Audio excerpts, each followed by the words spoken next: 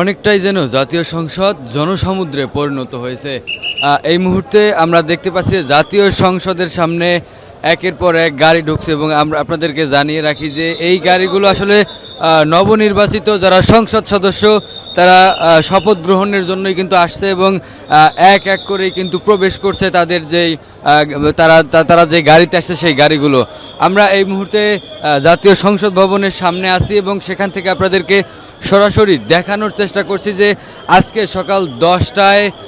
জাতীয় সংসদে শপথ গ্রহণ অনুষ্ঠান অনুষ্ঠিত হবে এবং নবনির্বাচিত যে সংসদ সদস্যরা রয়েছেন তারা কিন্তু শপথ গ্রহণ করবেন। আমরা যতটুকু আমাদের কাছে তথ্য রয়েছে এবারে কিন্তু স্পিকার এবং ডেপুটি স্পিকার না থাকার কারণে নির্বাচন কমিশনার কিন্তু আজ এবারে শপথ বাক্য পাঠ করাবেন নবনির্বাচিত সংসদ সদস্যদের। আমরা যদি একটু সামনের দিকে দেখানোর চেষ্টা করি, জাতীয় সংসদ ভবনে এই মুহূর্তে কিন্তু জনসমুদ্রে পরিণত হয়েছে এবং আমরা দেখতে পাচ্ছি যে বিভিন্ন যে সংসদ সদস্যরা রয়েছে তাদের সমর্থকরাও কিন্তু এই মুহূর্তে আমরা দেখতে পাচ্ছি জাতীয় সংসদের সামনে ভিড় করছেন এবং আমরা দেখতে পাচ্ছি যে একের পর এক কিন্তু গাড়ি ঢুকছে এবং আমরা দেখতে পাচ্ছি জাতীয় সংসদের সামনে যে আইন শৃঙ্খলা রক্ষাকারী বাহিনী রয়েছেন তারা কিন্তু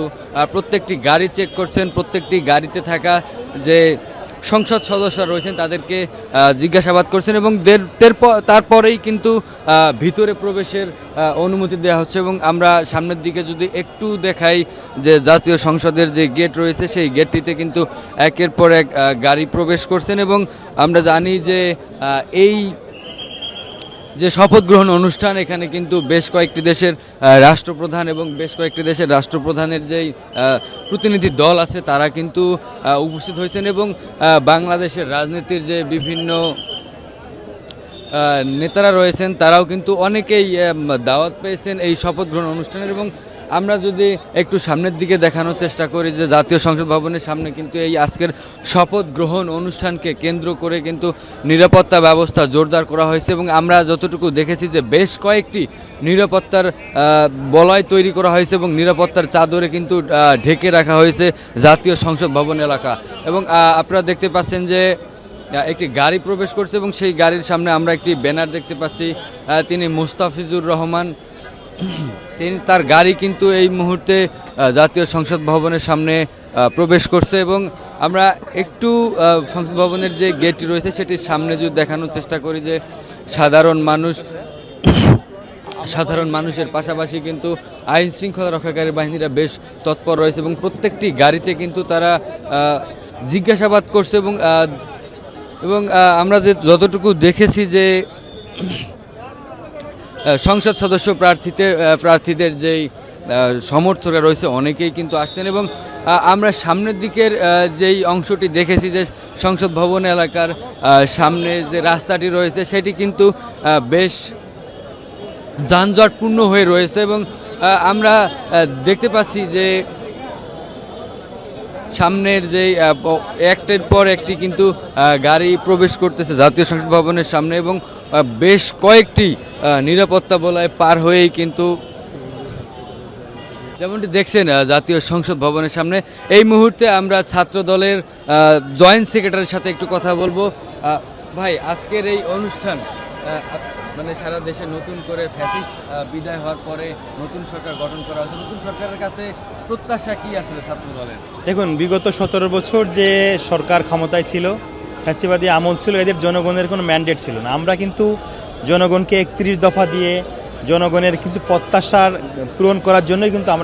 আমাদের দল বিএনপি কিন্তু আজকে এই জনগণের প্রত্যাশা পূরণ করার আকাঙ্ক্ষা নিয়েই ক্ষমতায় এসেছে। আমরা মনে করি জনপ্রতিনিধি যারা আছেন তারা জনগণের প্রত্যাশা পূরণ করতে সক্ষম হবেন এবং এদের কাছে আমাদের প্রত্যাশা আমরা যে প্রতিশ্রুতি দিয়েছি সেই প্রতিশ্রুতির জন্য আমরা বাস্তবায়ন করি এবং জনকল্যাণে আমরা যেন কাজ করতে পারি, যেমন কাজ করে গেছেন শহীদ প্রেসিডেন্ট জিয়াউর রহমান, দেশনেত্রী বেগম খালেদা জিয়া এবং তাদের ধারাবাহিকতায় শহীদ প্রেসিডেন্ট জিয়াউর রহমান, দেশনেত্রী বেগম খালেদা জিয়ার জ্যেষ্ঠ পুত্র তারেক রহমান তার ম্যান্ডেটগুলো জনগণের যে প্রত্যাশা তিনি দিয়েছেন সেই প্রত্যাশাগুলোতে পূরণ করতে পারেন, সেই লক্ষ্যে এই সরকার কাজ করে, আমরা সেই প্রত্যাশা রাখি। আমরা যেটা জেনেছি যে মন্ত্রিসভার জন্য একটি সিক্রেট ফাইল তৈরি করা হয়েছে এবং সেটা শুধুমাত্র তারেক রহমান জানেন কাকে মন্ত্রী করা হবে। দেখুন, কিন্তু কিছু সময় পরে 4টার সময় মন্ত্রিপরিষদ শপথ হবে, তখন কিন্তু সবাই জানতে পারবে, যেহেতু এটা একটা সিক্রেট বিষয়, তারেক রহমান নিজে এটাকে হ্যান্ডেল করছেন, অতএব তিনি এটা যখন শপথ হবে তখন আপনারা দেখতেন, আমরা সবাই দেখতে পারবো। এবং এই আই হ্যাভ এ প্ল্যানের একটা অংশ বলতে পারি। অবশ্যই প্ল্যান বলতে পারেন, কারণ প্রত্যেকটা কাজের একটা প্ল্যান থাকে এবং সুস্পষ্ট পরিকল্পনায় সুনির্দিষ্ট লক্ষ্যে মানুষকে নিতে পারে। তারেক রহমানের প্ল্যান আছে এবং সেই প্ল্যান উনি তার মতো করে বাস্তবায়ন করে, আমাদের সেই প্রত্যাশা আমরা রাখি। বাংলাদেশের ইতিহাসে আমরা প্রথম দেখছি যে বিরোধী দলীয় নেতার বাড়িতে গিয়ে কথা বলা। আমরা পরিবর্তন করতে চাই বাংলাদেশের যে অপসংস্কৃতিগুলো ছিল, যে বিরোধী দলীয় নেতা হলে তাকে হামলা করতে হবে, জুলুম করতে হবে, নির্যাতন করতে হবে। আমাদের মনে করি যে তারেক রহমানের নেতৃত্বে আমরা বিগত দিনে যে যত অপসংস্কৃতি আছে রাজনীতি থেকে, আমরা সেগুলো সরিয়ে সুষ্ঠু, সুন্দর, সাম্য এবং মানবিক বাংলাদেশ বিনির্মাণের জন্য তারেক রহমান এগিয়ে যাবেন, আমরা সেই প্রত্যাশা রাখি। দর্শক, যেমনটি শুনছিলেন ছাত্র দলের কেন্দ্রীয় জয়েন্ট সেক্রেটারি, তিনি কিন্তু জানাচ্ছিলেন আজকের এই শপথ গ্রহণ অনুষ্ঠান, সেই সাথে তারেক রহমানের যে সিক্রেট